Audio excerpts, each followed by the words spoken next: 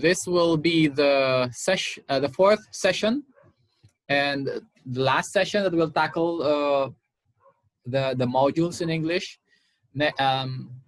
Next Saturday, we will discuss the questions. Okay, I will give you a diagnostic test during weekdays, and then Saturday we hopefully we could discuss all of them. Okay, and again, yesterday I told you to wear your best because we will take a class picture. Okay, like this. So this is the class picture of my 1 p.m. class. Okay, so I hope we could also have a class picture. So we're 25. So give me just one moment. Let me make sure that can everyone open your video so I can see you, and then we'll take a print screen. Okay, let's come on, guys. Let's show your beautiful and handsome face, so we can see each other, and then we will take a picture. Ira is hiding. John Wayne, good. Felicity, please, same with Amanda, please show your face so I could take a class picture. Angelo, who else? Wala po ako bid from Gerald. That's okay. The bad thing is I cannot include you in the class picture. That's fine. Okay. So Gerald Quadro cannot participate in the class picture. How about Angelo RK? Sir, wait. Sorry po, nagahang po yung video po. That's all right. Okay, let's try taking a picture. Let me check if I got a good print screen.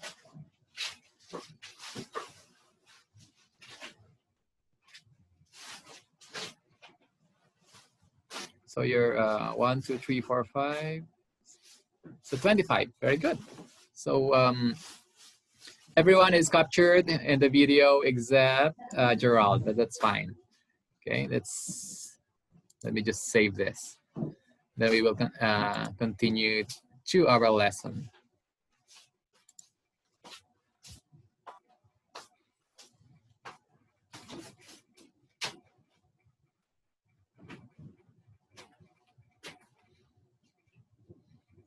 All right, you may now turn off your video and also mute. Okay, so we could continue with our discussion. And thank you guys for cooperating. So we'll now discuss interjections. And all right, there you go. The simplest module that we have, this is module 12, interjection.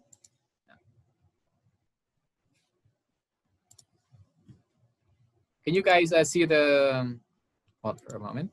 Can you guys see the interjection slide? Hello? Yes, po, sir. Yes, sir. We can see the slide. All right, very good. So we'll now start with interjection, which is module 12. We stopped yesterday at module 9. That means this is advanced, okay? We will discuss this ahead of the preposition because this is a little bit confusing.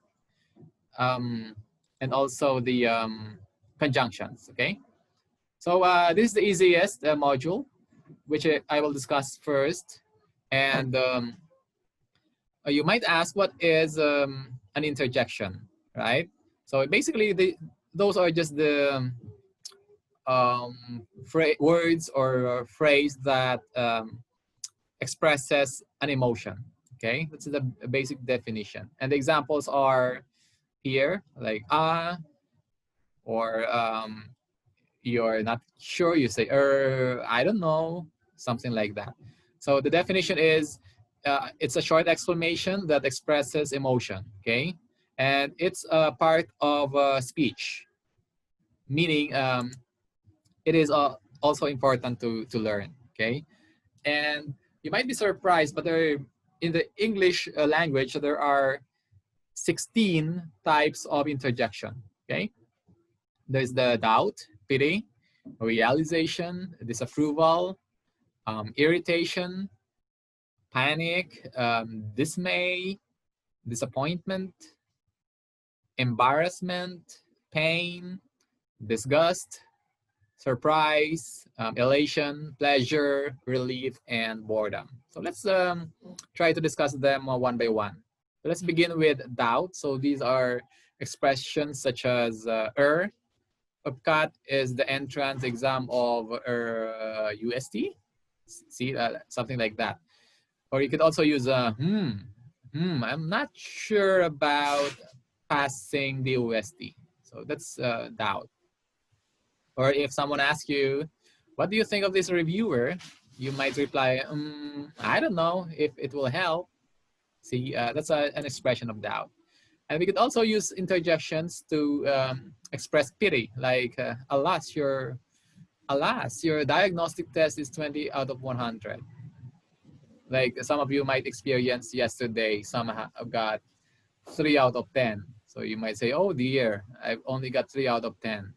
Or if you broke your iPhone, you say, oh dear, I've broken my iPhone. Okay. And we also have realization, like, what a nice lesson. See, you suddenly realize. Or you're answering a CET math question, it's very difficult, and suddenly you know the solution. You say, aha, the correct answer is letter B. So that's a realization interjection. It could also show disapproval. Like, so you have not answered the take-home quiz again, have you? See? Or, tut digong, you disappointed me. You really do. Okay. Guys, these are expressions in the English language. Okay. In Filipino, of course, we have a different set of expressions. Irritation, we could also use interjection, like, don't blame the tutorial. It's your fault. You're lazy. See, it's a irritation. Or give you another chance. What a chance do you have? Okay, so again, I'm irritated. Hey, stop bullying me. Or, oi, my head hurts. So that's an irritation for you. And it could also introduce panic into the sentence, like, help, I'm going to fail. Or, I'm sorry, I didn't pronounce it right. I have not saved my files. Imagine you writing your 16 pages thesis or research, and then the laptop suddenly goes off because of discharged battery, or it crashes and you're not able to save your file. So you panic. Some will even shout at the top of his or her lungs. We do that way back in high school. Okay. Or another expression is, I think I shaded the wrong answer sheet. Like on your CET, you're answering, you have already answered 20 items. So you're reading, or you're answering 20, number 20, and then you found out that you're answering the answer sheet on number 21 because you have skipped a number, like number 2, you skipped number 2.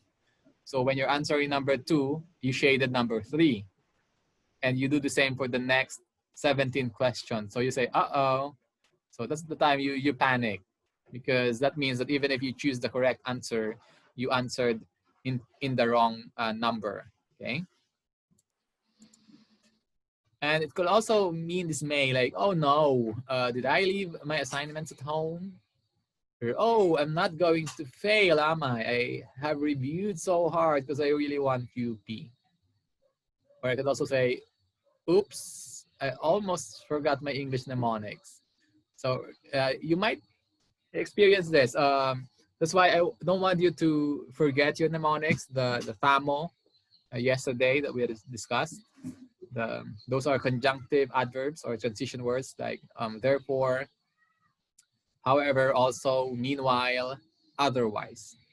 And also the ordering of your adjectives, the nos, kak, pom.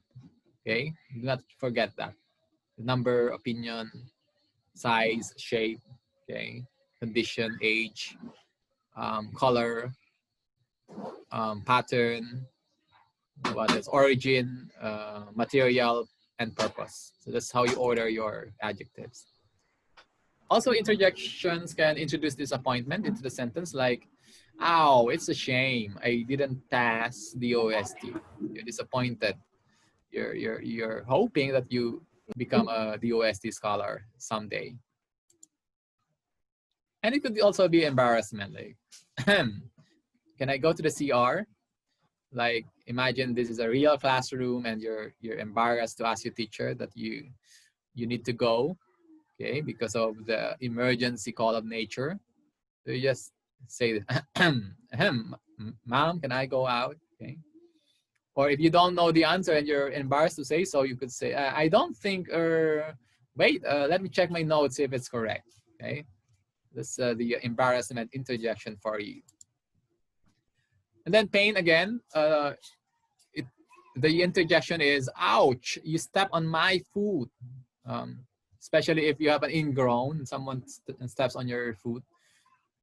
This is for English, right? Remember, I told you, the Filipino, we have a different expression for pain, like aray. Okay, that's for us. And then you wanna be a social climber. You wanna be an English speaking person. You want to say ouch, but someone steps on your toe, and you say aray, but you suddenly remember in the middle of the expression that it should be in English. You say arouch. Okay, so again, be be honest to yourself. If you're Filipino, be proud of your heritage. You say aray. That's all right. Or you could also say, ow, I pulled my hair. Okay, again, that's painful. Or, oh, I sprained my ankle. Okay, again, that's very painful. During high school, I'm in soccer varsity, and once you have a sprained ankle, it's not a very good experience. Interjection could also introduce disgust into the sentence, like, yuck, this milk tea has a cockroach in it. Especially if you have already drank like half of the glass and you found out an insect inside. So you will imagine that some of them have been inside your system already. Or if you see a beggar and it smells, so that beggar is disgusting. Ugh, I can't stand his smell. Okay, especially the taong grasa, they smell because they don't take a bath, probably for a year. Imagine not taking a bath for a year, and all the dirt accumulates into your skin. That's why we call them taong grasa, because they of the dirt that accumulated on their skin. Although they are not grasa, those are dirt, not grasa, but the idiomatic expression sticks. Then we have this rotting vegetable should be disposed. So that's disgust. And then we also have surprise. We have many interjections for surprise, like, oh, what a perfect score. Nice. Okay. Or, eek, there's a snake under my bed. Oh, see, this again another interjection. Or, yikes, time to submit the answer sheets. Like you're enjoying answering CET and then you found out it's already time and you still have 20 questions to answer. Then we also have, oh, what a lovely face. Like a very beautiful freshman student passed by and you're surprised at the beauty. That will be your comment. Also, you passed UPCAT. Okay, so it's surprised. Or if you're expecting a tough question, then you find CET easy because you study hard enough. So you say, So those are the tough questions, eh? See, you're surprised that it's not according to your expectation. Or you could also say, well, so she passed Ateneo, okay? You don't believe she can do it. So you're surprised that she actually passed. Or when she failed, you can't believe it because she is the class valedictorian. You say, she failed, really? Are you sure? There you go, for a surprise. And we have interjections that is on a higher level of intensity, like elation. Imagine you passing set, so you're elated, say, we passed, hurrah! Okay, or yippee, we will go to UP after senior high. Okay, or ha, I told you I can pass CET. Say, woohoo, I finished the exams ahead of the others. I'm feeling great. Okay, so those are elation, a higher intensity of interjection. Whoopee, it's vacation time. Not in this pandemic because it's always vacation time. So we can't be elate. We're you know, we're tired of vacation in this COVID. It could also, we also have interjections of pleasure, like, hooray, all of us will graduate. So all of us happy. Or, your perfume smells heavenly. So you so like the perfume, you have this expression. And then, yeah, I'm happy to lend you my reviewers. So you're very helpful and happy doing that. And it could also be an expression of relief, like, I'm late for school, but classes were suspended at the last time. Phew. See, it's like you an expression of relief. Or, whoo, I can't believe I actually finished answering all questions. Or, whoa, relax, the exams are easy. So those are relief interjections. And you could also be bored. Like, maybe after 2 hours, some of you here will be saying, blah, I can't understand my teacher. Or if I gave you the diagnostic test on Saturday and it's 100 items, you will say, look at all those sample exam questions we need to answer.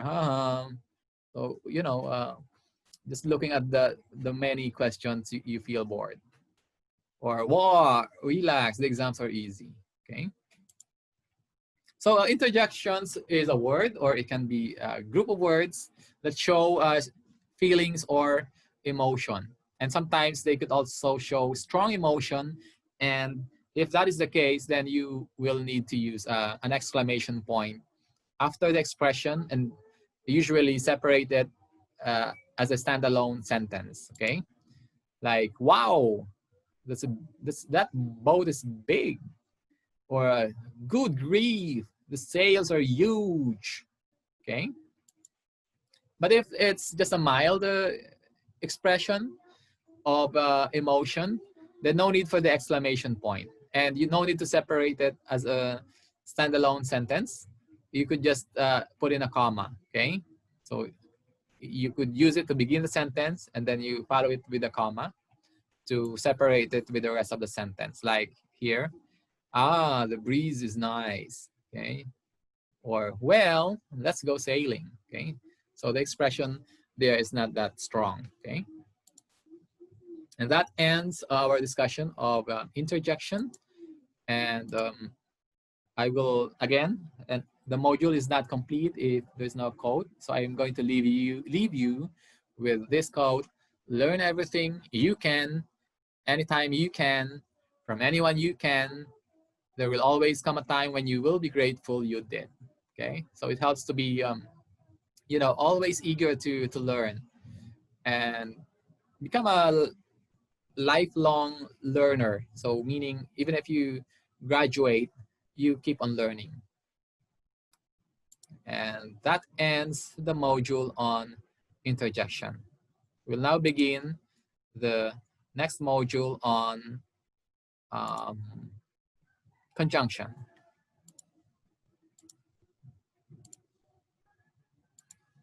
All right, can you guys see the screen? I'm sorry, the logo?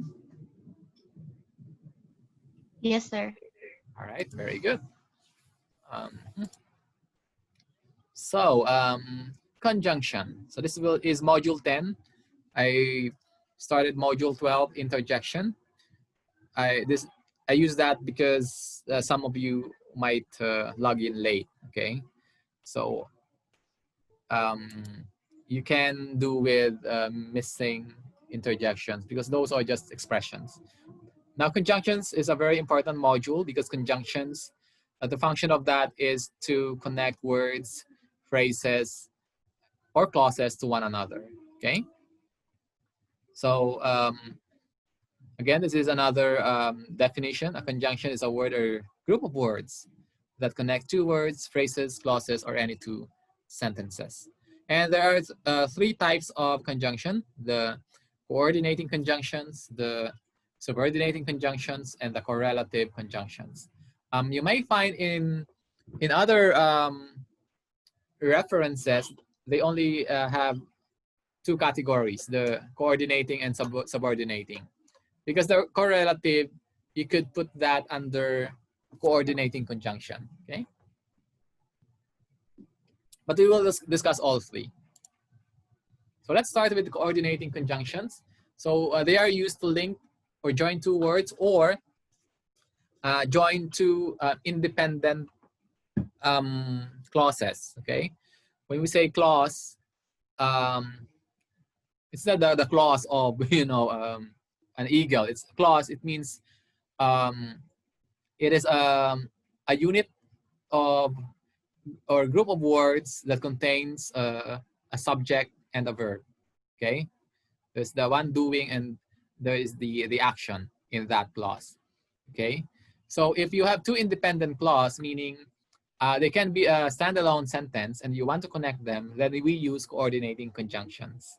And we again have a mnemonic. I want you guys to be familiar or memorize your mnemonics so you could identify them or differentiate them from the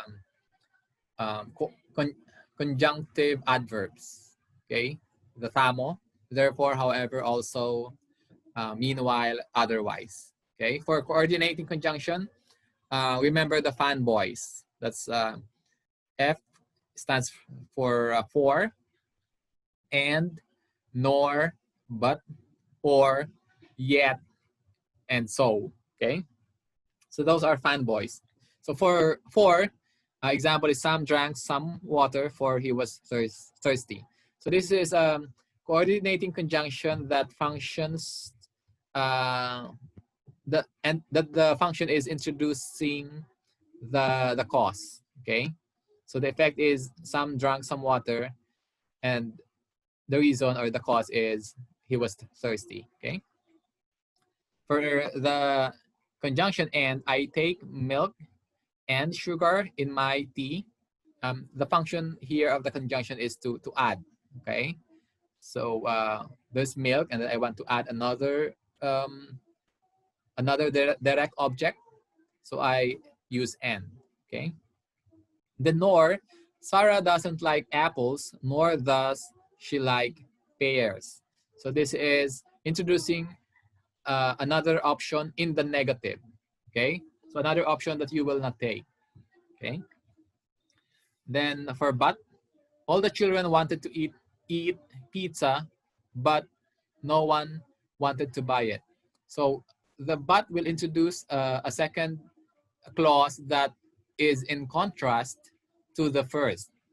Like here, they wanted pizza, but there's no pizza because no one bought it. Okay, so the meaning is in contrast to each other. Or here, the example for the coordinating conjunction or is we could go to a zoo or we could go to a theme park. Or here is the function is again introducing an option, but this time it is in the affirmative, okay? As opposed to the nor conjunction, which is in the negative. And then for yet, the example is the weather was cold and wet, yet we enjoyed very much. So here the function of yet is the same as but. It's contrasting the second statement to the first. Like the weather is cold and wet, so it should be, you know, not a very good weather. You will feel sad. But again, on the second clause, it contrasted. It says, yet we enjoyed. Okay. And then so, an example, he is sick, so he is not going to school. It's like the conjunction for, but the meaning is in reverse. For, it's introducing the cause clause. For so, it is introducing the effect. Okay, so he is sick. That's the cause, and the effect is he is not going to school. So that's fanboys for you. So the function of coordinating conjunction is just like a glue. Okay, it serves to stick several clauses together. So again, for the function is to introduce the cause. Okay, and then let's take an example. Ramsey felt sleepy during class, for he did not sleep last night. So the cause there is not sleeping last night. Okay. Then and is simply addition. Okay. Keziah finished online tasks. Then I want to add another object, direct object, and her household chores. And then nor, we are giving a set of negative possibilities or options. Okay. Now, when we are giving options and it's more than two, or it's two or more, we use nor. Okay. But if there are only two, then we use the correlative conjunction neither nor. Okay. But only if there's only two possibilities. But in this case, there are two possibilities. She is not pretty nor smart. Here we can also use the correlative conjunction. She is neither pretty nor smart. Okay. So that's why others will group correlative conjunction under the coordinating conjunction. Okay. But again, as I have mentioned, it introduced a contradicting statement. Okay. Like he passed CET, but he cheated during the exam. So it's a contradiction because, especially if they find out, then he will not pass, even if he or she has high grades in CET. And then of course, or will introduce an alternative in the affirmative.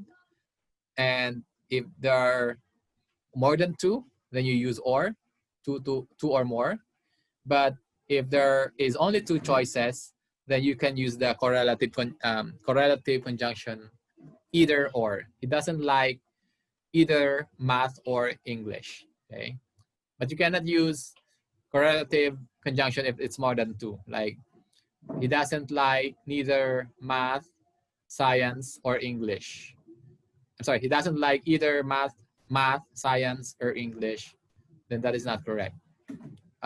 For more than three options, we move the either, just use or. Okay. Of course, same with the neither and nor. You only use that if there are only two options. Then we go to yet. So that's a conjunction that introduces a contrast between the two sentences you are, sort of linking together. Like so many questions, yet so few answers. Because if they are not in contrast, if we have many questions, again, of course, we also have many answers, right? But we want the contrast that even though there's so many questions, yet so few answers. Then so is like for in reverse. If for introduces the cause, so will introduce the effect. Like John did not study, so he failed UPCAT. So the effect of not studying is, the effect of not studying is failing. Okay. Now we go to the subordinating conjunction.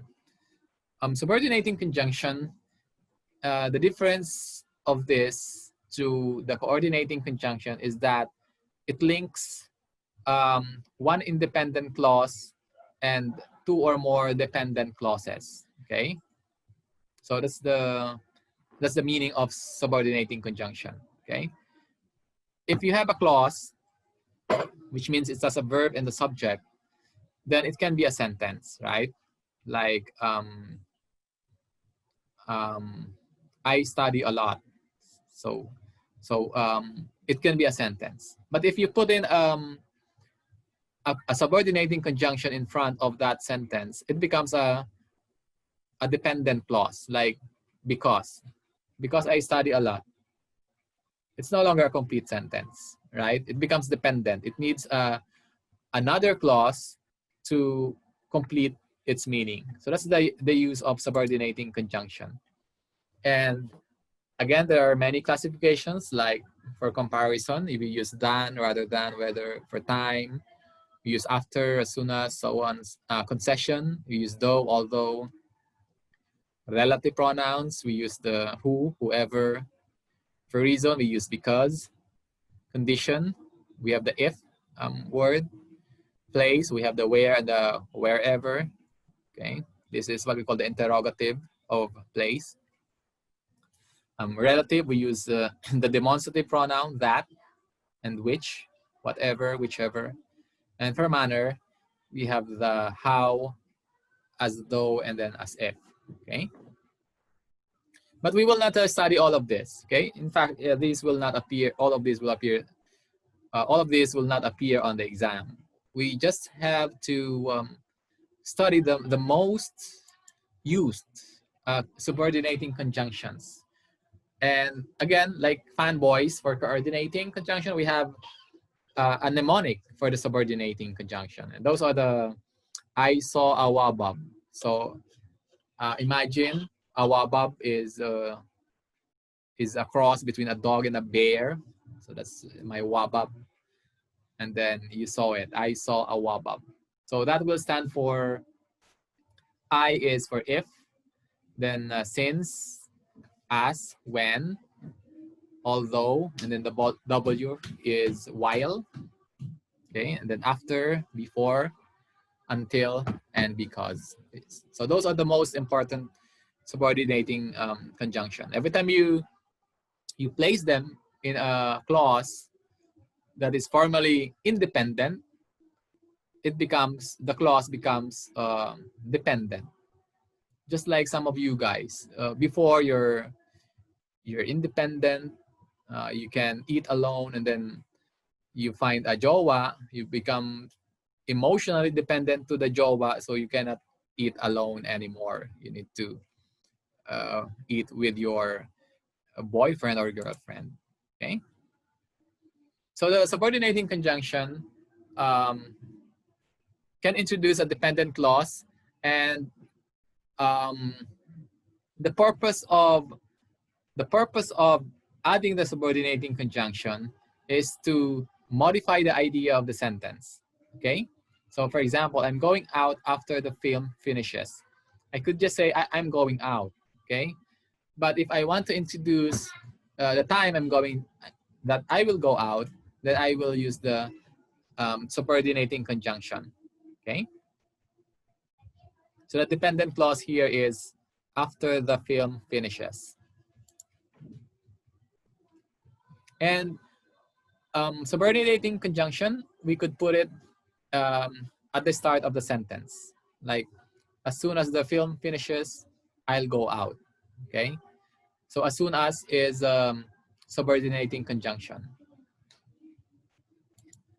If I use the subordinating clause to start a sentence, I should use a comma. Okay. See, there's a comma. But if I put the subordinating clause at the end of the sentence, then no need for a comma. Like here, the subordinating clause is when the film finishes. So my independent clause is I'll go out when the film finishes, no comma.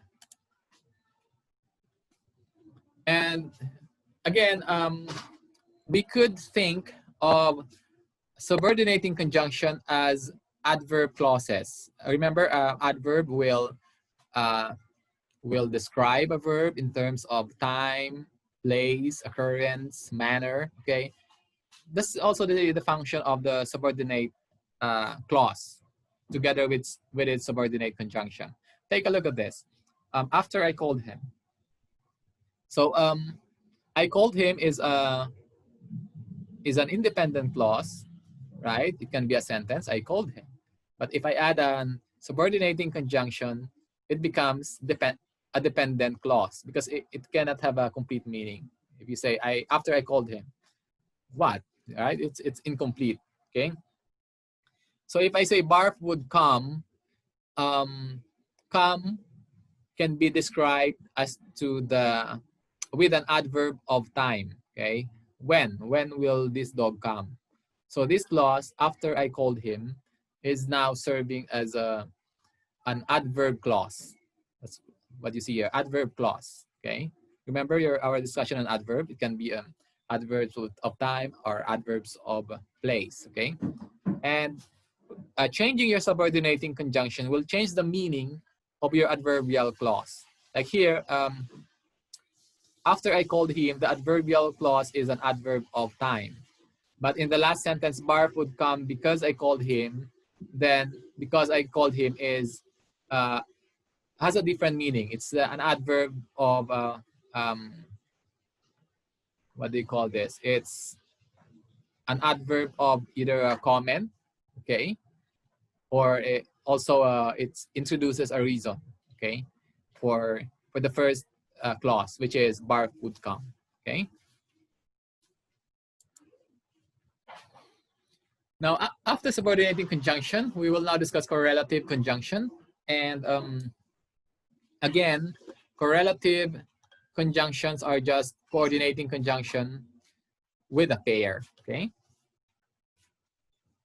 It's like you guys before, single, walang jowa, so coordinating conjunction. Nagka-jowa, then relative conjunction. And the most famous correlative conjunction is the or, nor, right? I'm sorry, either or, and then neither nor. And again, I can only use this if I only have two options.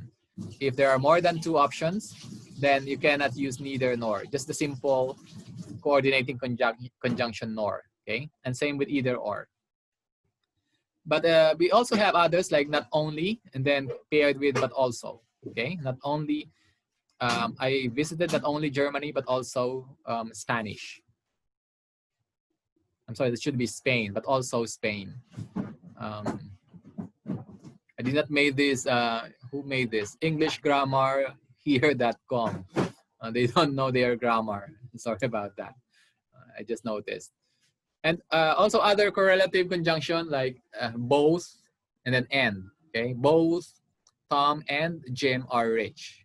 Again, here there should only be two. Both Lucy and Jocelyn are studying. But if there are more than two, then do not use both. You just use and, the coordinating conjunction. You also have not only, but also. It's a pair, conjunction pair. Hardly when. I hardly closed my eyes when she came, okay? Or the such and that pair is such a smart boy that he passes his math exams successfully, okay? Neither nor, whether or, we could also do that. He must do it whether he likes it or not, okay? Okay, if you're asking for a yes from your girlfriend or not yet girlfriend, you tell her you must tell me whether you like it or yes. Okay, so the girl will have no other option but to accept you as her boyfriend. We also have pair. We could also pair as to another as. So here we have, he's not singing as loudly as he can. Okay. You cannot have a sentence that says he's not singing loudly as he can. That's not correct. Okay. Must pair with another as, or if you just want to use one comparatives, then you use the word like.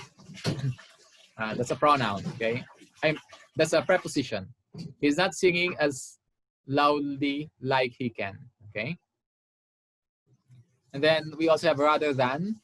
I'd rather had bad times with you than good times with someone else. So that's the lyrics of the song. And also a good example of rather than. We also have scarcely when. Okay, scarcely. But if we do not have the li, we say scarce. Okay. There's a difference in the pronunciation if it's an adjective or an adverb. Scarcely had I gone to bed when the doorbell rang. Okay. Of course, both and. If there are only two, more than two, we move both. Just use and. Not only, but also. Not only Mary, but also Gabriel is from Italy. Okay. Then either or, we know that already. So as her story isn't so boring as theirs. Okay. Then we had no sooner gone to bed than the phone rang. And then the more you can dream, the more you can do. Okay. Let's say the more the merrier. Okay, that's not grammatically correct. Okay. The more the merrier. Okay. But the more the merrier. Um, well, they use that as a joke. And then so, and then that. My mother speaks so quickly that nobody understands what he says. Okay. So those are your correlative conjunction. And that ends our discussion of conjunctions. And before I end, I will leave you with the quote from Neil Gaiman: whatever it is you're scared of doing, do it. Make your mistakes next year and forever. Okay, do not be afraid of making mistakes, because you know success is built on a series of failures, or you get it right by making it wrong. Okay, you see, when you're wrong, you learn, and then the next time you do it, you get it right. There you go. So we will now go to the third module, which is prepositions. Hold on for one moment. Prepositions.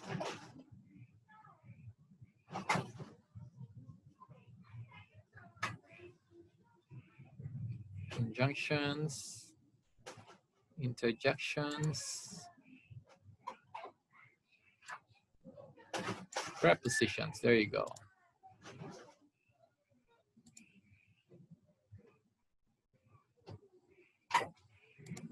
Can you guys see the logo? Hello? Yes, sir. All right, very good. So we'll now go to preposition. Not only preposition, we'll also tackle collocations and articles. Preposition looks almost the same as articles, because articles are the a and an. The prepositions are words such as in, on, at. So they're almost the same, but they have a different function in a sentence. Preposition, by definition, is you use it to connect a noun or pronoun to the rest of the sentence to establish a position or relationship. But articles, you do this to quantify a noun. So it is functioning in the sentence as an adjective. Okay. So the learning objectives, we should learn our preposition, collocation, and articles. And let's begin with preposition. Again, it's establish a relationship between an object to some other part of the sentence.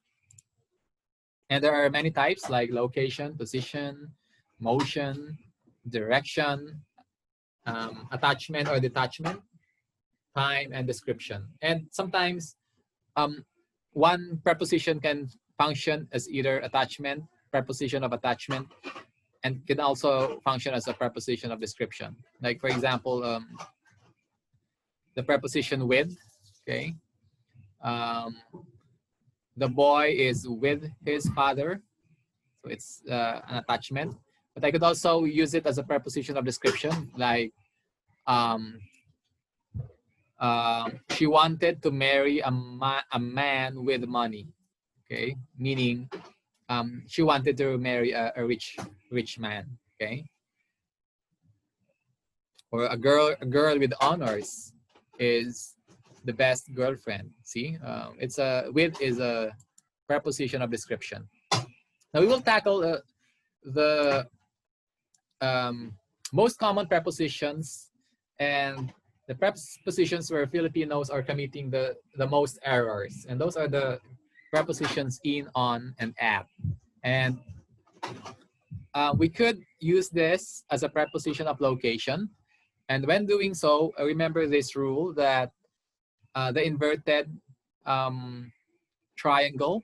So if you're using in, it will be referring to bigger area like country, city, or neighborhood or barangay. Okay,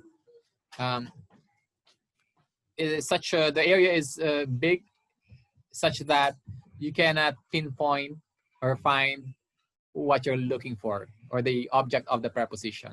So that's one thing to remember. You could also later, if the area is now smaller, like there's a chance that you could find the object of the preposition because it's like just a street or an avenue, then I use on. Okay, like I live on San Francisco Street. Okay, so there's a chance that by walking back and forth, you can find the place that you're looking for. Okay. Now, if the place is specific, like there's a house number, then I will use at. Like I live at 32 Main Street. Okay, and it could not, or it may not contain a street number, but if it's a specific location like SM, there's only one in a city, then you could also use at. Let's meet at SM. Okay, so that is the use of in, on, at when referring to location. And we could also use in, on, at when referring to time, and we follow the same rule. So if it's a very long duration, like centuries, decades, years, months, and weeks, we use the preposition in. Okay, but if it's a shorter duration, like just in a day or weekend, then we use on. Like I was born in 1978. I was born on January 18. So if it's a date will also refer to a day. Okay, so you also use on. Or Christmas Day is on December 25. Okay, if it's a holiday, then it's also within one day, so we also use on. Like we will celebrate on New Year's Day, so it's still a day, so we use on. And just like in location, if the time is very specific, like 6 p.m., then we use at. We will start the lesson at 6 p.m. Okay, or I could also use time that are specific, like noon or eve. We will meet at noon. Okay, and we could also use in, at, on other with other functions, like receiving information. We use on. She's on the phone. If we want to specify the position, whether it's outside or inside, I could use in, like she's in the hospital. And I could also use at. He's at home, he's at the movies, for these sentences. Okay. So for location, those are the prepositions. On to mean it's on top. In to mean it's inside. Over meaning it's on a higher level than the other object. Under, it means it's on a lower level. Then far and distance, near. Okay. And then up and down. Those are for location. So here, example of in. He is sleeping in the box. Okay. And then we have over. It means it's on a higher level. Like she hung the picture above the sofa. Okay. And then we also have across from, if the location is on the opposite side of something else, like we sat across from each other at the table. And then also location, if we want to say it's in the same location, like here in the picture, I use with. My son is with his grandparents this weekend. Now we also have preposition of direction, like past, across, into, and then out of. Like the owl walked across the bench, okay? Or the owl flew past the green owl, okay? Now we go to the prepositions of time. We have other prepositions of time aside from in, on, at, and those are during, until, for, and since. Okay, remember on the verb tenses that we have discussed, when we are specifying a duration of time, we use the simple present perfect tense. So this is the time you will see it here, like for, in the example here, for, she has been working here for 1 month. So has been working is a present perfect progressive, okay? And we also use present perfect if we want to state that it happened in the past, but it is still relevant today or still true today. Then I use present perfect, like in the here, since, or I have lived in New York since 2012. Okay, we also discussed that on the verb tenses module. And we also have the by. If it refers to time, then it means no later than a specific time. Okay, so he has to be at work by 9 o'clock. And if it's between two times, time 1 and time 2, we use between. And if it's after or past a certain time, then we use past. Okay, yesterday we had lesson past 8 p.m. Okay, so that's the use of past. Again, example of between. She usually gets home between 7 and 8 p.m. So this mother will not get home at 6:30 because it has to be between two time reference. Again, past. Yesterday he worked past the close of business, so it's beyond a certain time. And then for, if the event happened in the past but continue to be relevant today, then we use the present perfect. They have lived in New York for 5 years.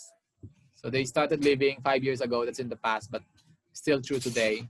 So use simple, use present perfect. And then when we use since, if we're specifying a time duration, we use since, and we also use the present perfect progressive tense of the verb, like this. I've been playing piano since 2 p.m. today, or I've been teaching you English since 6 p.m. Then if it's in the entire period, we use through or throughout.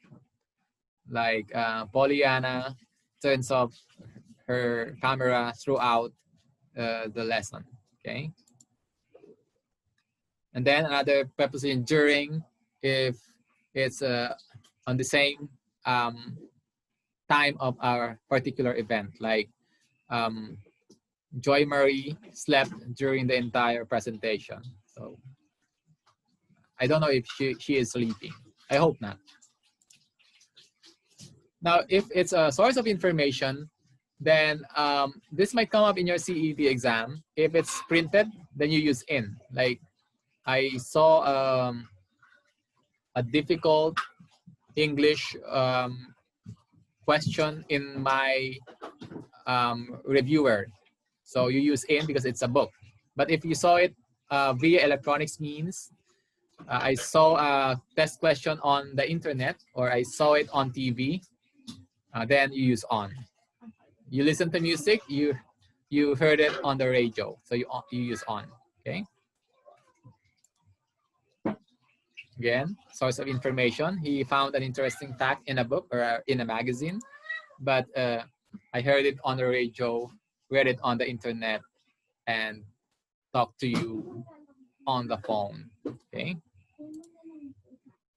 Now, again, with the preposition with, it could specify location, meaning in the same location as someone else, or it could be describing something. Okay, like marry. He wants to marry someone with money, or this is the guy with a purple suitcase. Okay, so I'm describing the guy. And then another description preposition is the like, meaning similar. Like he's just like his father.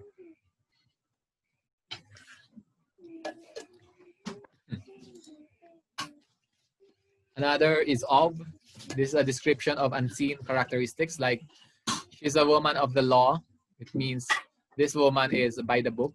Okay. If I say he's a man of high standards, then it means that, you know, he has all the virtues and not the vices. If I say above, remember we use this as a preposition of location to mean one thing is higher or on a higher level than another thing. But I could also use this to describe that something is too good for something. Like you are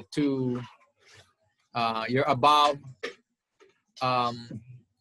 being nervous during said exam, meaning you're too good to be nervous on CET day. Okay.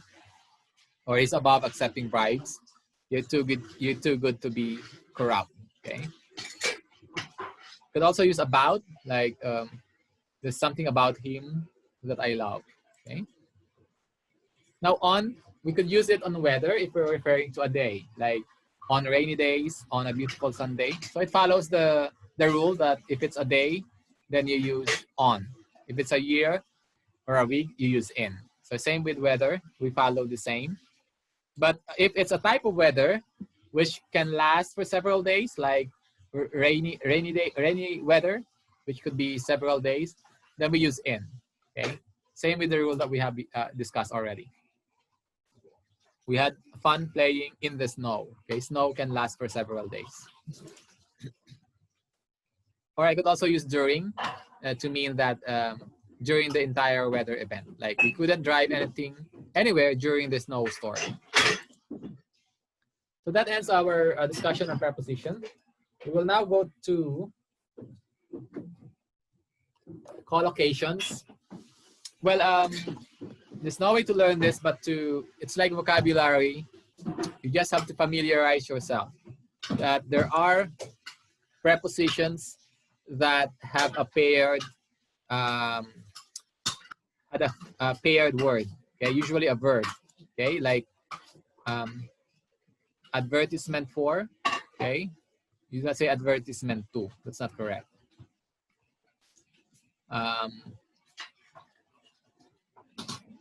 So you use agree on if you want to agree on something, but if it's not something you will agree on, it will be a person, then you should use agree with. Okay, it might come up in your CET exam. You might see a statement like, I agree on Mandy that we should save some money. So the error there is on, because on is used when it's agree on something. But since Mandy is a person, so you should use I agree with Mandy. Okay. So here are the list of the verb plus their preposition. Okay. So be very careful with that. I will just scan all throughout all this because there are many. It will take all the time to discuss them one by one. There are also collocations that are adjective and noun, like the word money.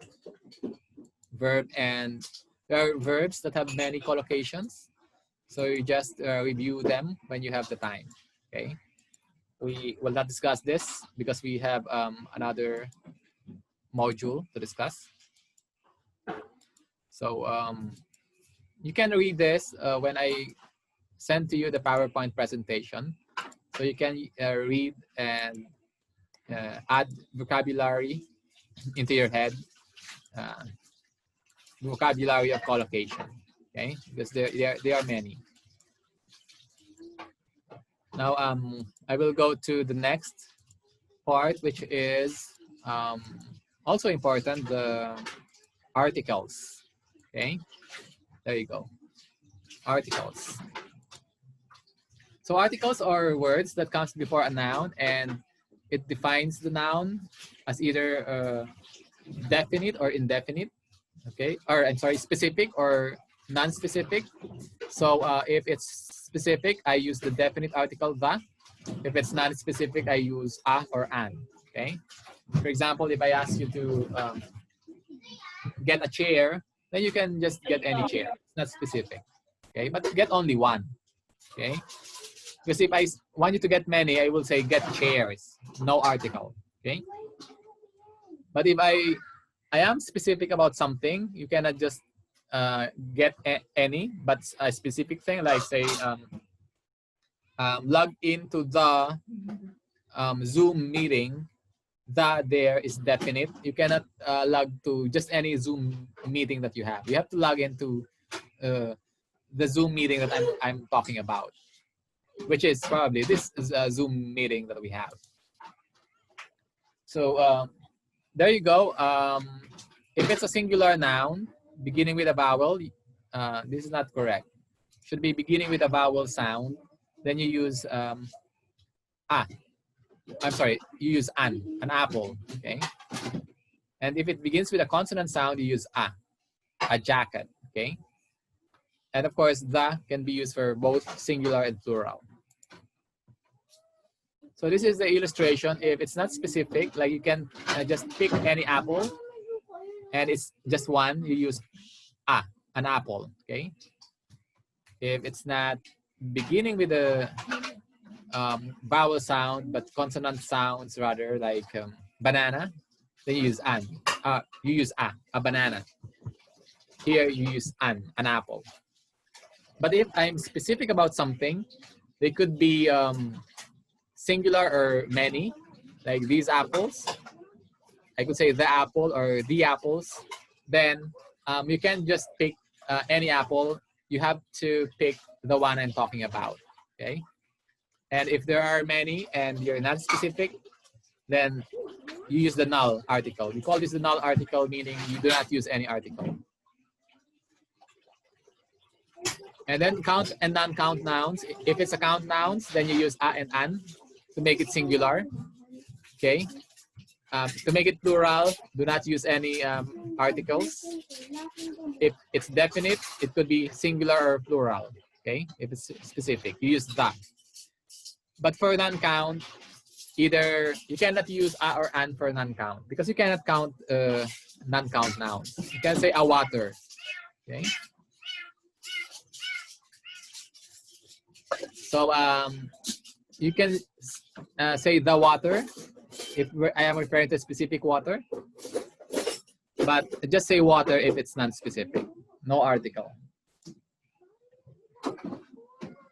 Now, the indefinite article a or an is used when we are introducing a subject for the first time. So we cannot use the if we do not know yet what we're talking about. So here, yesterday I met a boy near my house. So I should use a boy. Okay. And then on the second part, the boy wanted to communicate with me. So that's the time I can use the definite article that, because we already know what we are talking about. And if I want to refer to a single object, singular, like I'd like an orange, so you use an. And 2 lemons. Here, no article. And if it's the name of a job, like a doctor, an engineer, or a dancer, you use a. Because it's just one job. You cannot have 2 jobs at the same time. But you could have, you know, one job in the morning and then another in the afternoon, but not at the same time. And also with nationalities, an Englishman, a Filipino, a Catholic, okay? But exception is British. When you say British, remove the article. So again, a or an, when to use. If it's beginning with a consonant sound, then use a, okay? And there are words that begins with a vowel but has a consonant sound in their first syllable, like university. So you also use a. And the same with an. You use it with nouns beginning in a vowel sound, like an orange and an umbrella. And there are also nouns that begins with a consonant but with a vowel sound, like hour. So you use an hour. And if we introduce an adjective, like a class, so you use a because class starts with a K consonant sound. But you insert an adjective that begins with a vowel sound, interesting, then you change it to the article an, because it follows the sound of the the words that follows it. Okay, your a and an. Now we go to the articles the. You use the when you know that the listener already know what you're talking about. Okay, like if I say the Zoom meeting, then you know that I'm talking about this Zoom meeting. And when I already mentioned again, using a, like John lives in a house with his parents. So now you know what house I'm talking about. I'm talking about John's house. Then I could use that. The house is beautiful. And if it's a specific place and it's only one place, then I could use that, like the North Pole, the equator. So I could use that. Because there are no two North Poles, okay? One pole is north and one pole is south. Same with the Nile River. There's only one Nile River in the entire world, the Pacific Ocean, the English Channel. Also, sun. We only have one sun, unless you're an alien and lives in a planet with 3 suns. So we only say the sun, the wind, the earth, the White House, or the Malacanang Palace. There's only one Malacanang Palace. Okay. And if I want to say that one is above everything else in terms of qualities, I would say I will add the, like he is the man. Okay, meaning that man is the best among all the other male in the group. Or I'm the teacher. If I say that, what I mean is I'm the best teacher there is. Okay. Or restaurant.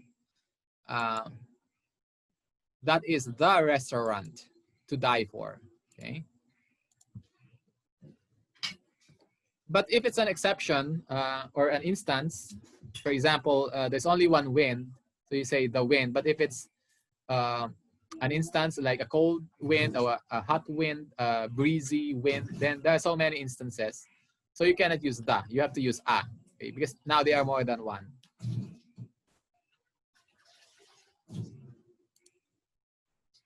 Now be careful, that does not mean all.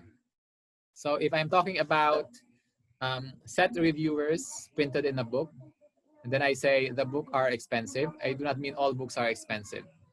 What I just mean to say is the set reviewer books are expensive. But if I do not use the, I just say books are expensive, then that's the time I mean to say all books are expensive. Now,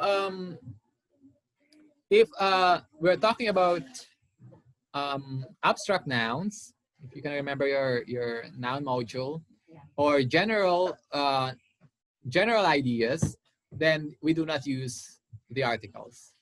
Null. We just use null. Inflation is rising. No article. People are worried. Okay. Same with sports. We do not use the in front of sports. Let's say the basketball, the volleyball. You do not use any article. You just say basketball is a good game. I play tennis. Okay. And then uncountable nouns do not use the. Information is important to any organization. Again, null, no article. Coffee, you can't count that. Same as water. You don't say the coffee is bad or a coffee is bad. Okay, it's non-count. Just so no preposition. And then if it's a country with only one area, like Germany, do not add that. You say Germany is a big country, okay? But if the country is composed of many separate areas, like the United States, it includes Hawaii and Alaska, which is separate from the mainland United States, then you use that. You say the United States, the United Kingdom, because Britain also has part of Ireland, a separate area, Northern Ireland. Now, if the lake is consisting of only one lake, then you do not use any article. We just say lake, Lake Taal Lake, okay? Lake Taal, no article. But if it's a lake, like the Great Lakes in the US, that's composed of many lakes, then we say the Great Lakes. Same with mountains. If it's just one, like Mount Apo, so no article. But if it's a mountain range, many peaks, we use that, like the Sierra Madre range, mountain range, or the Himalayas. That includes Mount Everest in it. Islands also, if it's just one island, so no article. I would say Luzon is composed of many has many dialects, so no article. But if it's many islands like the Visayas, it has Cebu, it has Bohol, Negros. So I will say that the Visayas has many dialects. Okay. So we will not study all of them, all the prepositions, because in one reference that I had, I took a picture of the prepositions and counted them. So there are 97 simple prepositions. Those are one-word preposition, and 39 phrasal prepositions.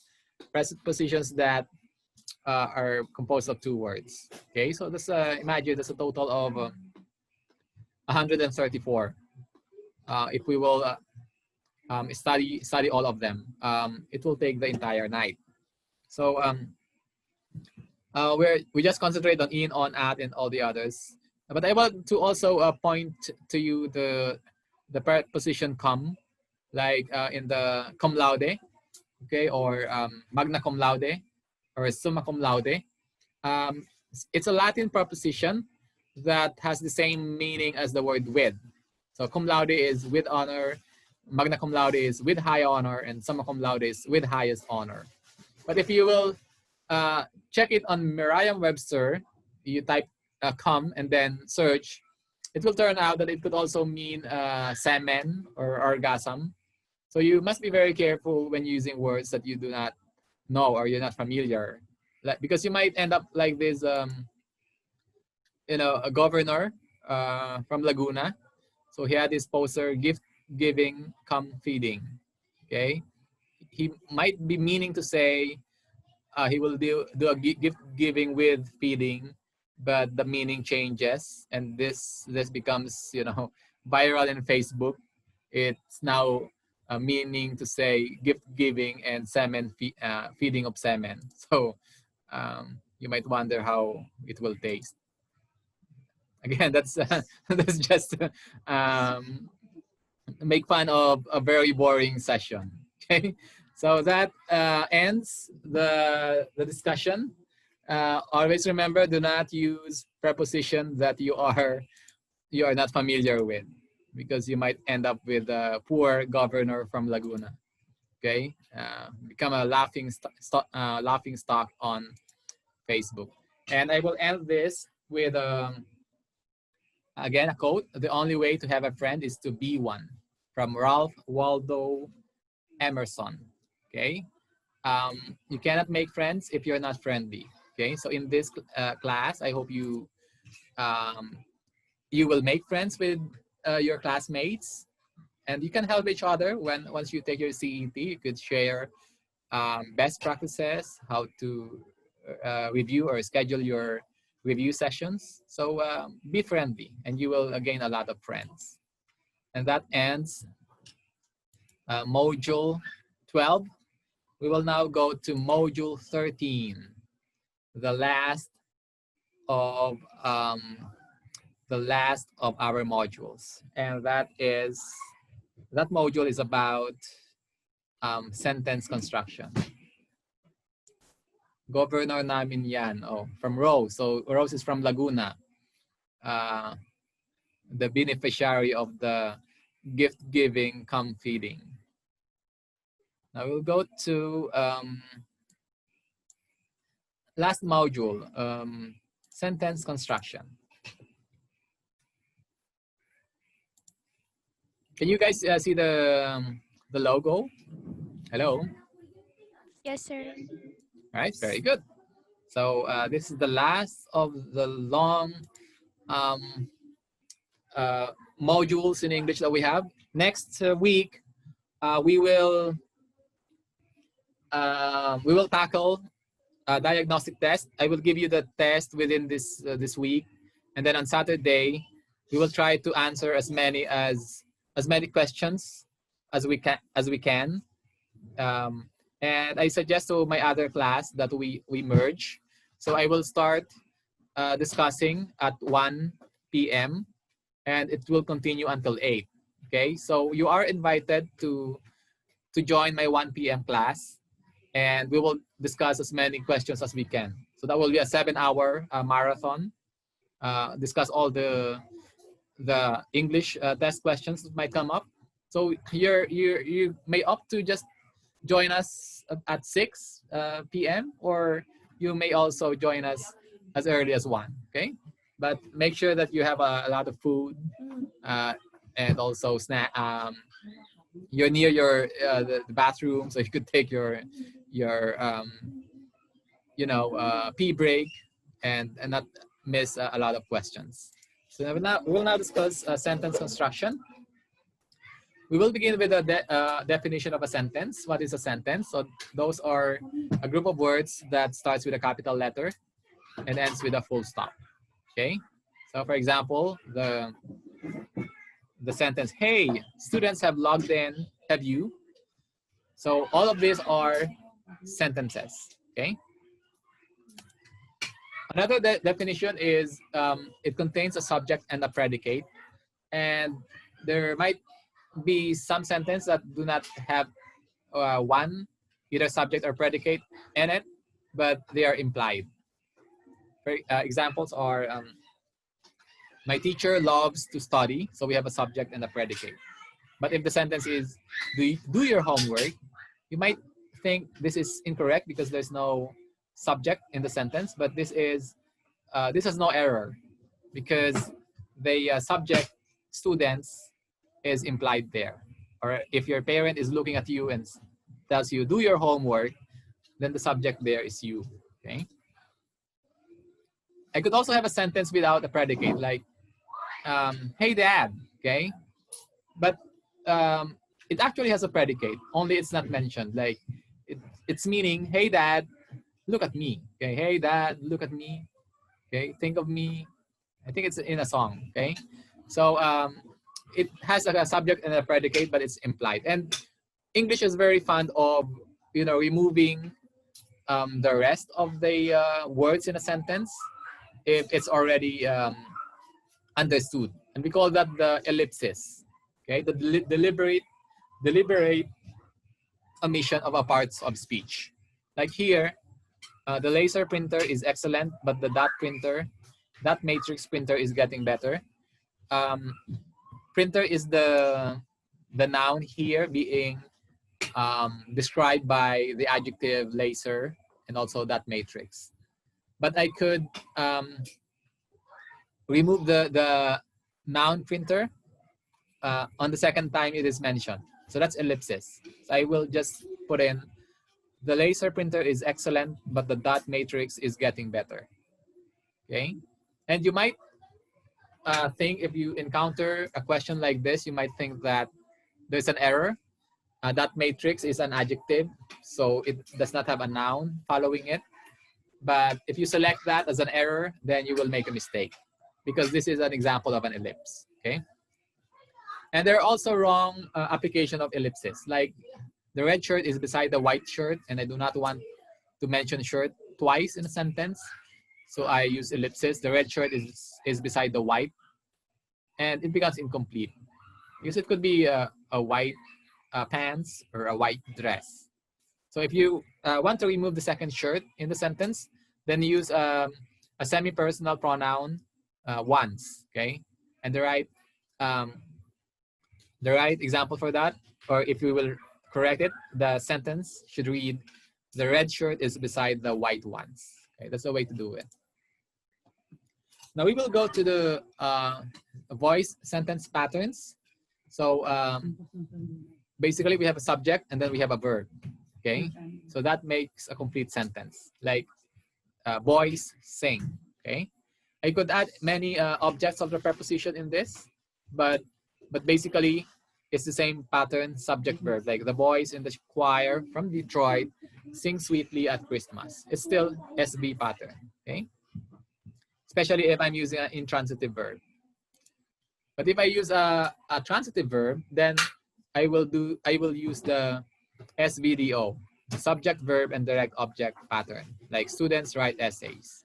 And again, I could add adjectives, like EPP students write amazingly well written essays about themselves, but it's still SVDO.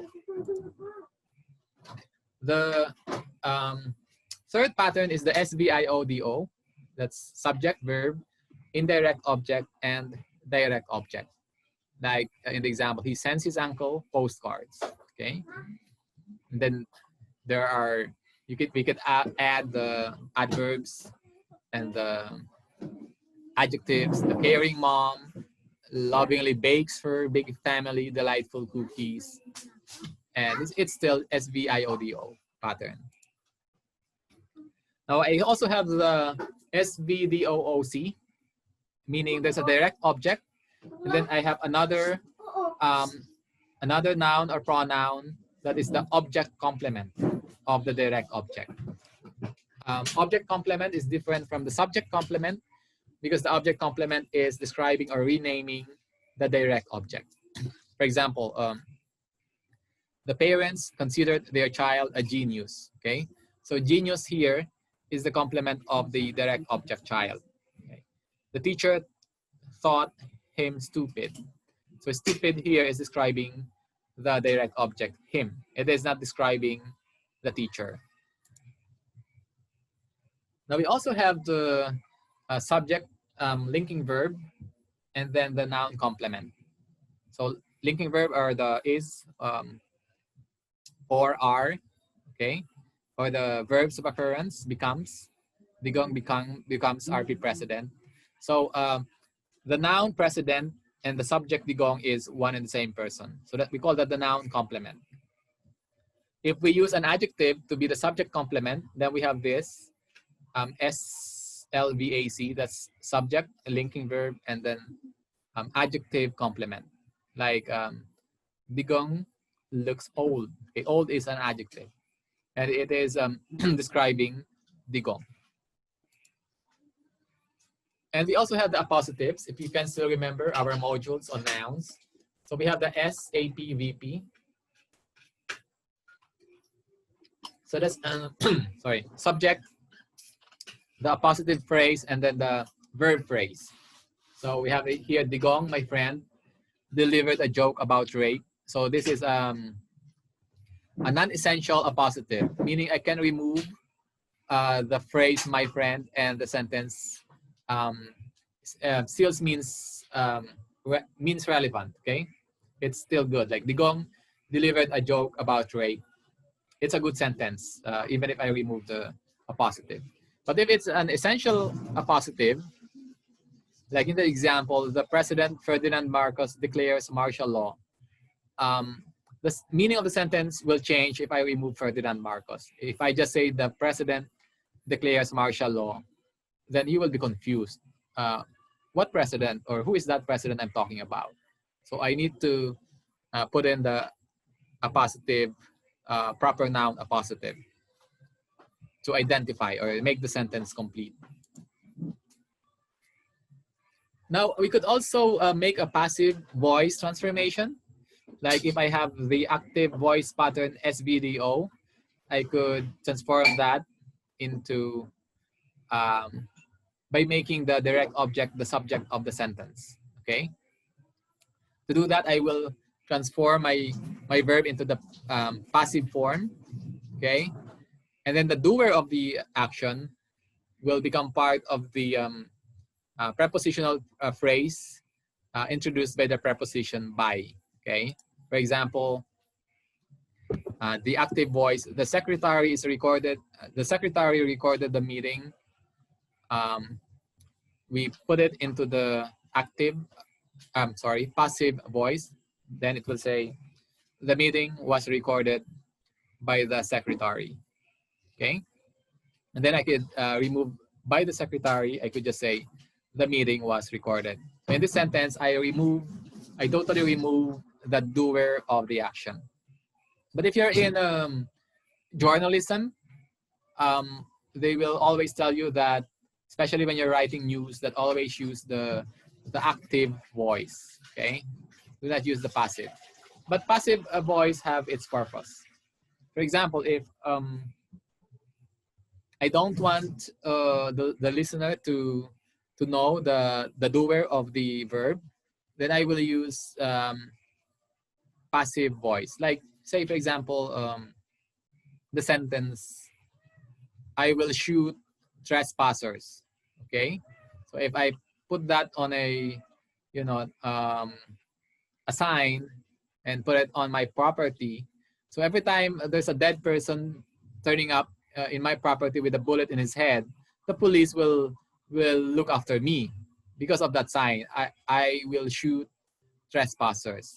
So if I want to avoid that, I will just use the passive voice and remove the doer of the action.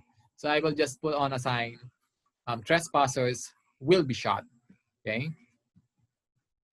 So that's the only function of, that's the function of passive. Now, we could also use the indirect object and make it the subject of our passive voice statement. And that's how we do it, okay?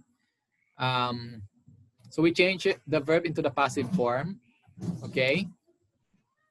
Like this. So let's say we have his mother gave a gift to him. So him is the object of the preposition, but I change it to indirect object. So I remove the preposition to. So I just read his mother gave him a gift. Now, if I will use gift as the new subject of my passive sentence, then it will be transformed into a gift was given to him by his mother.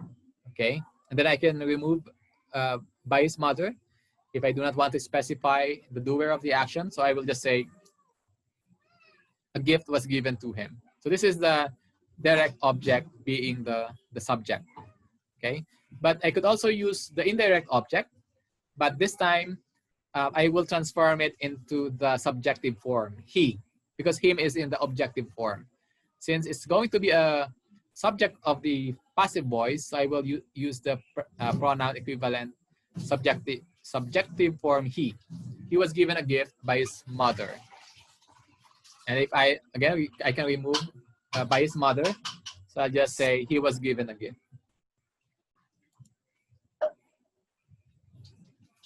And then we go to the characteristics of sentences. Sentences can contain subjects and objects, okay? And it contain clauses. And if it's a sentence with just one clause, then it's a simple sentence. But if it has two or more clauses, it's either compound sentences or complex sentences. And the subject in a sentence is the person doing the action, and the object is the one receiving the action. Like the boy climbed the tree, and I could add adjectives like the young boy climbed a tall tree, and I could also add adverb. The young boy quickly climbed a tall tree.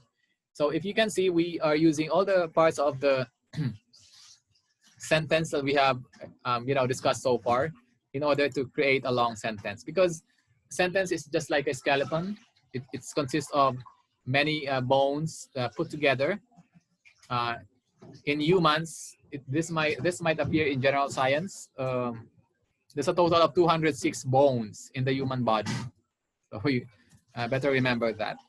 So if you put them together, you create the human body.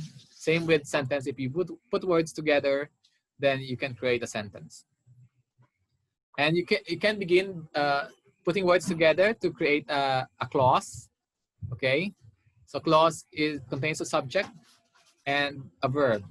Okay, that tells the action, and they can be classified as independent, dependent, relative, and a noun clause.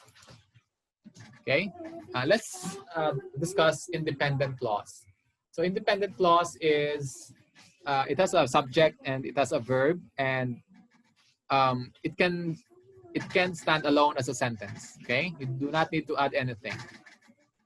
Like for example, the clause "My students love video lessons." So if I just capitalize M on my and then add a period, then it becomes a sentence. My students love video lessons. But if it's a dependent clause, then it becomes dependent on another clause. And we call that the subordinate clause. Because a clause, remember, can be can become a sentence if I capitalize the first letter and put a punctuation, right? Like here, my students love video lessons. It's a statement, okay? But if I add a subordinating conjunction, then it becomes a dependent clause. Like in the example, because my students love video lessons. Now it becomes dependent, okay? You cannot make this a statement or a sentence by capitalizing B of because my students love video lessons, period. It's not it's lacking information, okay? So again, because the conjunction, subordinating conjunction, will turn a dependent clause into an independent clause into a dependent clause, okay? We also have a relative clause. So if a clause is, you add a pronoun like who, whom, whose, a relative pronoun rather, like who, whom, whose, which, or that, then it becomes a dependent relative clause, okay?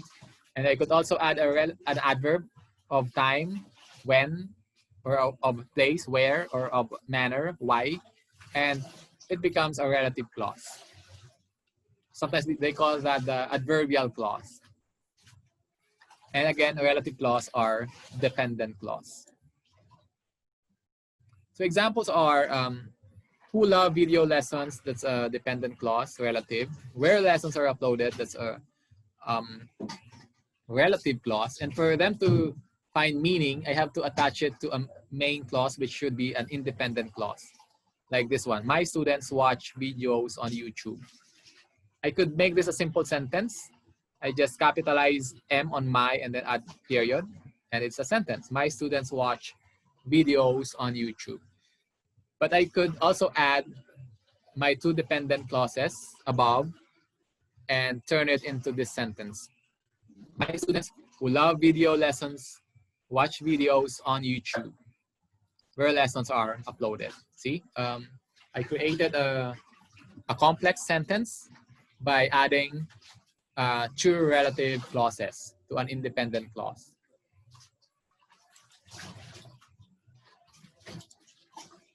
Now, a source of confusion is the use of the relative clause which and that, okay? You can use both, but the relative clause which has a YouTube channel is a non-essential appositive, and the relative clause that has a YouTube channel in this example is essential. So which will introduce a non-essential appositive, and that here introduces an essential appositive. Why?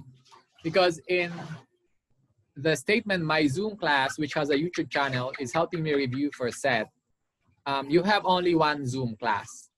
So I could remove which has a YouTube channel and it will still make sense. My Zoom class is helping me review for set because you have only one Zoom class, and that is our class, okay?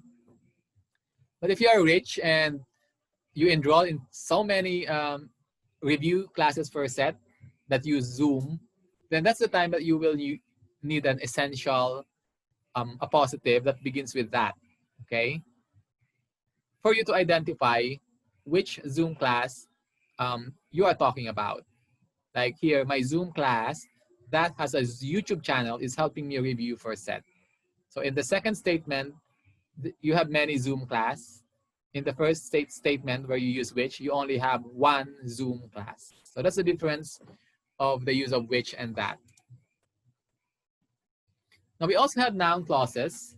So these are clauses that when you add a word, it becomes, or it can function as a noun phrase, taking the place of nouns in a sentence. So nouns can be a subject, can be a direct object, or could be a noun complement. So same as the noun clauses. And these are, for example, as a subject, the clause that she did not pass the exam. So that's the subject. Then linking verb is obvious at this point. So you have the adjective complement of the noun clause functioning as a noun phrase. And the noun clause can also function as an object or as a direct object, like in this example. We had miscalculated. So miscalculated is a transitive verb. So it will look for a direct object. But the direct object is not simple. It's a noun clause. So miscalculated, how long the trip would take, okay? So that's noun clauses acting as a noun phrase. And it could also function as a noun complement. So we have a subject, Harry's problem, and then a linking verb was. So you have another noun, but it's not a simple noun, it's a noun phrase. Harry's problem was that he couldn't make a decision. So problem equals this phrase, he couldn't make a decision, okay? Now, sentences can be varied in terms of structure. So it could be simple, compound, or complex. Simple is you have a subject and you have a verb, and it's just one independent clause, okay? And again, here you have the subject, I, and then you have the verb, live. Now, if I have two independent clause and I combine them using coordinating conjunction, or I use a semicolon, or my transition words, my conjunctive adverbs. Remember thamo? Therefore, however, also, meanwhile, and otherwise. So if I use those, then I have a compound sentence. But if I do not use a coordinating conjunction, nor did I use semicolon or transition words, then it becomes a run-on sentence. It becomes an error. Like here, she works in the city, she lives in the suburbs. That's a run-on sentence. Okay, even if I put in a comma after the first clause. Okay, you need to put in a coordinating conjunction. And coordinating conjunction, the fanboys, to decide what coordinating conjunction to put, you have to establish the relationship between the two independent clauses. Is it just addition? So you use and. Is it cause and effect? So you either use for or you use so. Is it contrast? So you use but or yet as your coordinating conjunction. So here, she works in the city, but she lives in the suburbs. It's a contradiction because city is the center and then suburbs is like you living into the province, okay? So it's contradiction. Or I could just use a semicolon, okay, to correct a run-on sentence. And then, of course, the tamo, I use a conjunctive adverb. There you go. I love living in the city, semicolon, there are so many things to do. This is a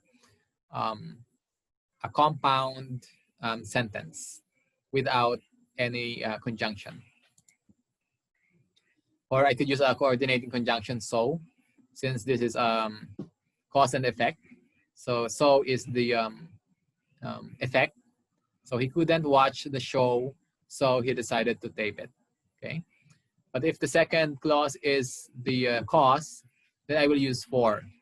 He decided to tape it for he couldn't watch the show. Okay. So these are the coordinating conjunction. Again, remember your mnemonics, fanboys. Okay. For and nor, but, or, yet, so. Okay, fanboys. Now, do not use a comma every time you use fanboys. Okay, because sometimes with the use of ellipses, the second clause is reduced to just one word. Like here, the necklace was beautiful. First clause. Second clause is the necklace was beautiful. Or the necklace is expensive. Okay, but I do not want to mention the necklace was over again because it's redundant. So I use ellipsis. So in the second clause, the necklace is expensive. I remove the necklace is, and I'm just left with the word expensive. And I do not need to put in a comma. So I just say the necklace was beautiful but expensive. Because what follows but is no longer a clause because it's just an adjective. Remember, a clause should have a verb and a subject. We could also use transition to form our compound sentence. And these are, however, thamo, okay, therefore, however, also, meanwhile, otherwise, okay? And if I use transition words, I'm connecting two independent clauses, okay? Not dependent, because for dependent, I use subordinating conjunction, not transition words. So how do we check whether the linking word is a transition word or a conjunction? So the easiest way is to remember your mnemonics, fanboys. So is part of fanboys. So this is a coordinating conjunction. But you could also check their properties. If it's a transition word, therefore adverb, it can be placed in any part of the sentence because adverbs behaves like that. I could put it before the verb or I could put it after the verb. Like, let me think of an adverb. He carefully drives, okay? So carefully is the adverb and it's placed before the verb. But I could also say he drives carefully, okay? So you could place it anywhere. And same with the transition words, which are adverbs. You could say, he hadn't given us any diagnostic test, therefore we searched online. Or you could also say, we hadn't given us any diagnostic test, we therefore search online. And third, we searched therefore online, right? And then last, we could also say, he hadn't given us any diagnostic test, we searched online therefore. That's because transition words are adverbs. But if it's a conjunction, we cannot do that. He hadn't given us any diagnostic test, so we searched online. We cannot say he hadn't given us any diagnostics test, we searched online. That will be incorrect. So now we go to a complex sentence. So forget about coordinating conjunction or transition words, because in complex sentences, we use subordinating conjunctions, okay? Because in a complex sentence, one is independent clause and the others are dependent, okay? For example, John cannot set up his typewriter, the independent clause, because the wall has no outlet. So you have the subordinating conjunction because. And remember your other subordinating conjunction, the I saw a wabab, okay? I, that's if. S is, so is coordinating conjunction. So if I saw, that's since. S, A is as. W is when. A is although. The other W is while. A is stands for after. B is before. U is until, and B is because. So that's I saw a wabab. So once you see those subjugating conjunction in a sentence, then you know right away that there's a dependent clause there, because subjugating conjunction will turn a clause into a dependent clause. Okay, like here, I saw a wabab. This is the U in the wabab. Until she will go to school in the city until she finds a job. Okay, and in subjugating or in complex sentences, I could put the dependent clause in front, or I could mention it first. But if I do that, I need to use a comma. Like, when I first moved to the city, I was afraid to drive the steep and narrow streets. But if I put the dependent clause at the end of the sentence, then I do not need to use a comma. Like, I was afraid to drive the steep and narrow streets when I first moved to the city. So no need to place a comma. So for example, we have a paragraph. So this contains compound, simple, and complex. I love living in the city of San Francisco. Simple. I have a wonderful view of the entire city from my apartment window. Simple.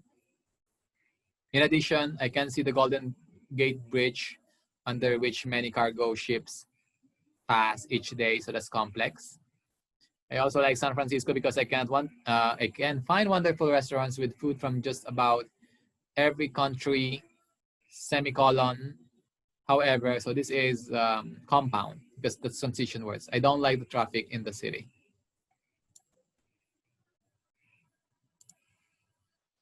Now, subordinating clause can be positioned in various places. Like at the start, because I taught them diligently, they were able to pass set. I could also place them in the middle. They, because I taught them diligently, was able to pass set. And I could also place them at the end. They were able to pass set because I taught them diligently. Now we go to embedding. Embedding is inserting a sentence to make it become part of another sentence, which we call the matrix. Like here, matrix, I did not know that. I want to expand on what that, the direct object means, I could insert this sentence, upcut is difficult. And I will come up with a result. I did not know upcut is difficult. So that's embedding. You embed one sentence into another sentence. For example, a girl flunked CET. Then I want to insert the sentence, the girl is pretty. I use ellipsis. So I remove the girl is because it's already mentioned in the matrix. So I just retain pretty. So I have the pretty girl flunked set. And you might say, this is a simple sentence, right? We have a subject girl, then you have an adjective pretty, you have the verb flunked, and you have the direct object. But you can find out whether it's simple or embedded sentence if you negate the sentence. You say no, and then check if you can negate two sentences, the insert and the matrix, then it's an embedded sentence. So if I say the pretty girl flunked and I say no, it could mean the insert negated. It was the ugly girl who flunked set. Or it could also mean the matrix is negated. girl flunked CET, that's negated. So the pretty girl did not flunk CET. So if you will check, it looks like a simple sentence, but in fact, an embedded sentence with ellipses. Now we also have that, which can transform any declarative sentence into a noun phrase. Okay, remember noun phrase, it can be a subject, it could be a direct object, or it could be the object complement. And I could use an entire sentence to become a noun phrase. Like, for example, A set is easy. Then the noun phrase, that A set is easy can become a subject, a direct object, or an object complement. Like, let's say here, students argued that A set is easy. So here it's a direct object, which receive the action, the verb action argue. Okay, but you can do it when you have an interrogative sentence. You cannot embed it. Okay, like here they are asking that why are you saying A set is easy? That's not correct. So you have to rearrange. The correct way to say it is they are asking why you are saying A set is easy. Embedding is a little bit confusing because this is the highest form of creating sentences. Okay, I'm just mentioning this to you to tell you that once you master all the parts of speech and how you play with them, you could create very complex sentences with with deeper meaning. Now, do not use a relative construction for in place of that. For example, I read in the reviewer where math questions are tricky, and that's not correct. The correct way to say it is I read in the reviewer that math questions are tricky. Now, interrogative sentence can also become a noun phrase, like what makes them pass set. I will just make some rearrangement and insert it into the matrix. Their perseverance and brilliance are, and then I put in the noun phrase. And the result is their perseverance and brilliance are what make them pass set. See, that's how I embed. And we could also transform sentences and make it an adverbial clause in order for us to embed it into another sentence. For example, if I use the adverbs of time by adding when, then I could use it as an adverbial clause for the we will escape. To describe when you will escape, the clause to describe it is the adverb when the sun rises. Okay. I could also use the adverbs of place by introducing where to make a statement become an adverbial phrase of place. Okay. And there are 8 ways we could transform a sentence into an adverbial clause. I could use it to define time, place, a manner, comparison, purpose, result, condition, and reason or cause. Okay. For example, time. If I have the sentence, the teacher decided to give a test, I could make this an adverbial clause of time and insert it into the matrix. The students were all ready. And the result will be when the teacher decided to give a test, the students were all ready. By adding the interrogatives when, okay? For place, I could also do that. So I could insert the sentence, they studied English test questions. I will embed it to the matrix, they went to Google Classroom. And the result is they went to Google Classroom where they studied English test questions. There you go. So where here is, it's interrogative, but its function is like a subordinating conjunction. Okay. Manner. Again, I could transform the sentence, he uploaded PowerPoint lessons.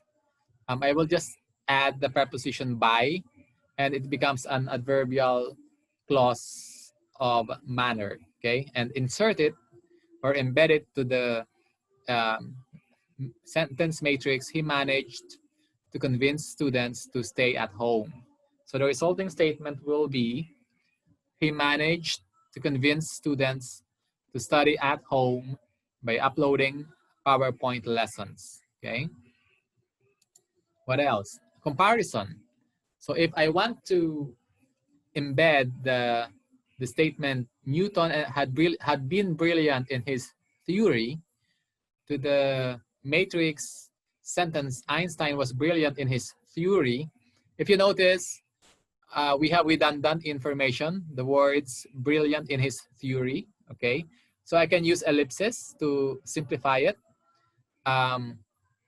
If I insert, I could say, I could use as, which is a subordinating conjunction. Remember, I saw a wabab.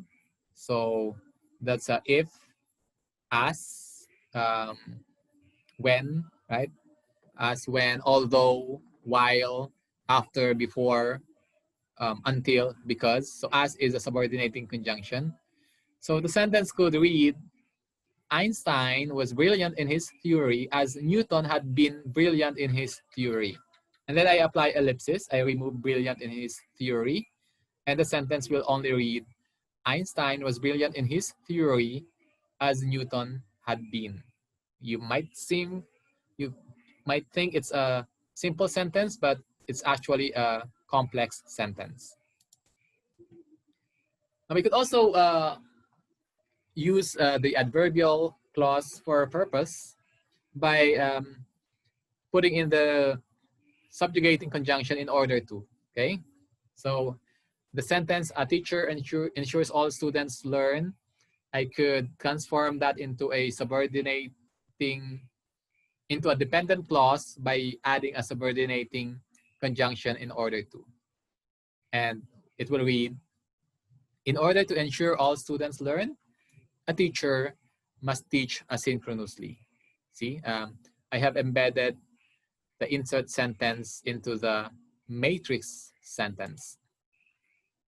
For result, so this is my earlier class. Okay, this is their class picture. So the matrix sentence is, the virtual lessons are so affordable.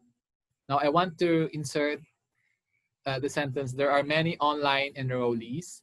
So I will use the subordinating conjunction that, okay, and place it before the insert sentence to make it a dependent clause. So the result is, the virtual lessons are so affordable that there are many online enrollees. There you go. What else? Condition. So for condition, I want to insert the sentence, students review every weekend. To the matrix, students will be able to pass set. So I will add the subjugating conjunction if. Okay, remember I saw a wabab again. I saw a wabab if, as, now I forgot. If, as, since, when, although, while, after, before, until, because. So that's my mnemonics for. So here, if, since this is a subordinating conjunction, it will transform the insert sentence into a dependent clause. And now I can embed into the matrix. If students review every weekend, they will be able to pass set. There you go. And last, we have reason or cause. I could transform a sentence. Beauty is in the eye of the beholder. I want to insert that into the matrix sentence. The beauty contest winner is not always the prettiest. So to do that, I will use the subordinating conjunction because. Okay, I saw a wabab. the last be there is because. So I add it to the insert sentence. Because beauty is in the eye of the beholder. So once you do that, the sentence become a dependent clause because beauty is in the eye of the beholder. Now I can insert it into my matrix to come up with the result. The beauty contest winner is not always the prettiest because beauty is in the eye of the beholder. See, that's our complex sentence. And it's true. If you will look at the picture, if that's the Miss Universe, the judges think she is the prettiest. But if it's in the Philippines, we will say we do not like, baluga. We do not like black skin. That's why we put so many expensive cream like glutathione on our skin because we do not. To us, black is ugly. Okay, but in Miss Universe, sometimes to us we think it's ugly because it's black, but it's in the eye of the beholder. Okay, to them, black is beautiful. Even my friends from abroad, like Germans, Austrians, when they go to the Philippines and they met Filipina, um, they were attracted to Filipina that are, that are dark. Okay, they are not attracted to fair Filipina, those that are mestiza, because there are so many fair-skinned people in Germany, okay, or in Britain. So they would prefer the dark-skinned Filipina because they call that the exotic beauty. So again, that's beauty being in the eyes of the beholder, and that ends this long series of modules. Yippee! See, that's interjection. We're finally over. So this is the YouTube channel. Just search set private review to find these videos. Probably tomorrow I can. It will show on the YouTube channel. So I will end this module, the last module that we have, with a quote from William Arthur Ward. He said, "The mediocre teacher tells, the good teacher explains, the superior teacher demonstrates, and the great teacher inspires." And I hope I inspire you guys with my quotes and the lot of lessons that we rushed to finish, because this will be the last discussion of the English modules.